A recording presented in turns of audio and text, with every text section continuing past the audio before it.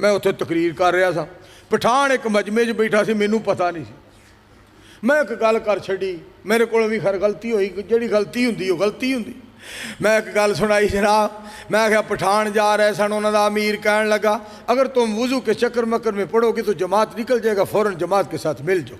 वो मेरे को गलती हो गल गलत सी जनाब, मैं कितों सुनी सुनाई गल, मेरे को गलती हो गई, बल्कि गलतान हो गया। मैं जनाब गलती कर बैठा। वो खान साहब खड़े हो गए मजमे चों, चौधरी साहब स्टेज पर बैठे सन। खान साहब कहने लगे मौलाना साहब ज़रा आप खामोश हो जाए, पहले मेरी बात सुन। मैं जी खान साहब, अच्छा ये बताओ ये रसूल पाक का जलसा है या पठानों की बेइज्जती का जलसा है?